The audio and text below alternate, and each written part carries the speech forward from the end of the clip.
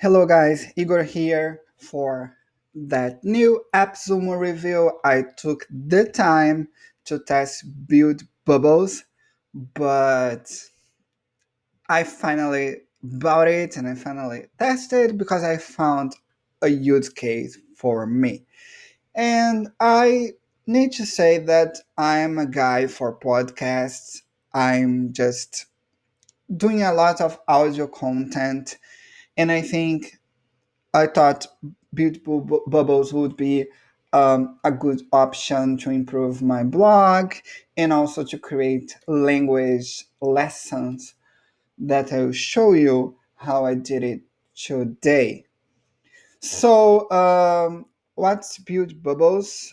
Build Bubbles is a tool. It's a podcast tool to repurpose your written content mainly from your WordPress blog posts to audio files that would be they called like podcast with different shows. The deal is easy to understand. You're gonna get three shows with one code, five shows with two codes, and unlimited shows with three codes. Those shows are the podcast itself. So each podcast counts as one show. And the number of episodes you can create per month it's related to the number of stacking as well. So 15 episodes with one code, 30 with two codes, and 60 with three codes. And you're gonna get more audio storage as well with stacking. Of course, the best deal here is three codes. If you had a good use case for Build Bubbles, and I know the tool was a little bit criticized, that's why I didn't buy it when it's launched. But the guys improved it a bit since its launch, and also they added the French voices, and the French voices are pretty amazing. And since I like to create content to teach in language to people, those kind of podcasts, those kind of episodes would be a really good educational content. And I'm going to show you my use case right now. So let's go to Build Bubbles and you're going to see my interface. So build your audience with podcasts from your articles. They will automatically add intro, story, and outro to your podcast. They have no branding, um, and also you can customize the player that is pretty unique and it looks awesome on your blog. I'm going to show my podcast in the end, fully customizable. So here is my interface. It's pretty easy to understand how it works. So the tool has only that dashboard, and you're gonna only click here to create a new episode or a new podcast. And here are your limits. You can see that I stacked three codes, so I have unlimited shows, and I have 60 episodes per month. And here you can see my storage. All right. So to create a podcast, you click here, and then you're going to create a new episode from an existing show or a new show, which signifies you're going to create a new podcast. Okay, so to make it easier, I'm going to show you the podcast I already created. All right, so and I'm going to see the process. First, you can create episodes from WordPress blogs. You're going to only copy and paste the link.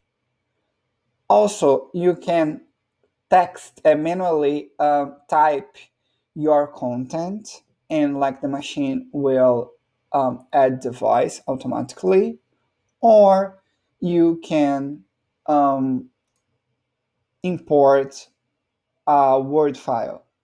Okay, so as you can see here, I'm gonna create in settings, and then you can see how you're gonna create the podcast from the podcast that I already created to show you.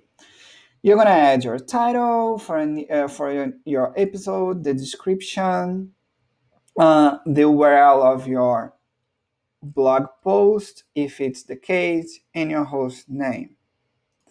Okay, and here you can see that you're gonna type your host, type your story or add from your blog post, or your um, Word doc, and you're gonna type your outro, etc. You're gonna create it. All right, and then you're gonna click on the podcast to create. I'm gonna go back because I think it's gonna be easy for you to understand if I just show you the interface. You can see here, I'm gonna create a new podcast. So I'm gonna choose if I wanna create from a WordPress, a doc file, or manually. Let's see, I wanna create manually. And I'm gonna choose the style and the voice. Right now they have English or French. Okay, so I'm gonna choose the voice. You can just preview here, clicking on it. You're listening to the Biotech Talk podcast. Okay, and then you click on next. After you select the voice, you can see the voice you just choose. And here, as I show you, you're gonna add your content to create your podcasts.